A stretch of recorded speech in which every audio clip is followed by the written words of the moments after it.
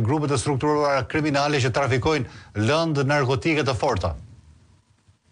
Po pra dhe ky atentati fundit ndodhi pikërisht ke zona VIP e aeroportit, ë. Lart qoftë, sigur të kishte kaluar Rama aty, dhe ato plumbat që shkuan në hotel tek makinat e qytetarëve, si ju e pat që disa plumba kanë vajtë tek makinat e qytetarëve. Po. Kanë qenë njerëzit makinë, i ka shpëtuar Zoti. Lart qoftë kishte kaluar Rama aty dhe na kishin kap palloshin plumbat. Në lart qoftë, e kupton ti. Kjo është situata. Kjo situata në Shqipëri nuk ka. Rama është autori, është krye fajtori kësaj situate.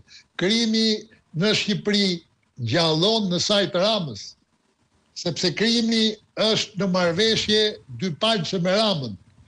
Ne të ndihmojmë të qëndrosh në pushtet, duke vjedhur zgjedhjet, duke manipuluar, duke bërë, ti të na lesh bëjmë si duam ne. Kjo është një marrëveshje që tashmë e di dhe shqiptari më i fundit. Se nuk mund do vetëm krimi zoti Baloga apo edhe pjesa korrupsioni, pasi kemi sërish numrin 2 të qeverisë, e cila është marrë pandehur, zonja Balluku. Pikërisht, tash po flisim për krimin. Po. Pjesa tjetër është korrupsioni që thash prap, vetëm Shqipëri ndodhin këto. Nuk ka, ikën një ministër tek Evropa ku duam të tojmë. Iku ai ministri britanik se i doli që kishte marrë dieta ditore për një udhtim që nuk rezultonte plotësisht zyrtare. Dieta pse dha dorëheqjen, e detyruan të japi dorëheqjen.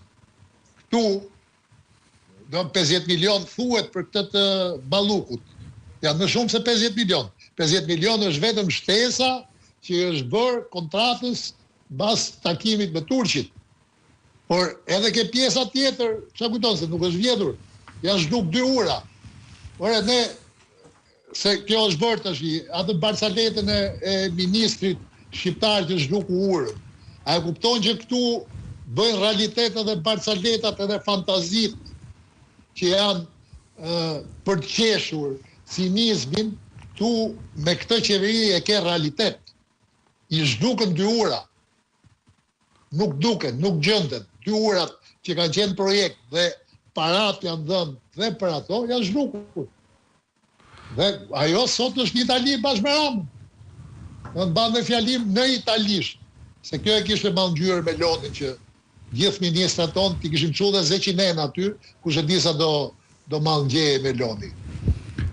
Kupton, ajo sot është në krah të kryeministit të Shqipërisë dhe në krah të kryeministrit të Italisë. E akuzuar, e marrë pandehur për të paktën 50 milion euro vjedhje.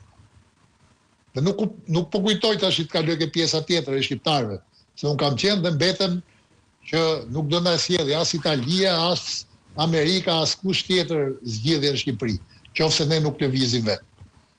E mbani mend, për 700.000 euro fake, për një video të sajuar, Rama dogji Tiranën, vrau 4 vetë, se Rama i ka vrarë. Rama i çoi për t'u vrarë. Edhe provat mbrapa kanë vërtetuar, edhe me ato që boni gardist që bo kryetar bashkie që i ban sot parlament. I vrau Rama për 700.000 euro dhe një lajm fake të sajuar. Tu janë 50 milion euro. Që nuk janë fake? Jo, janë vërtetuara, derisa është detyruar Dumani ta marrit pandehur Ballukun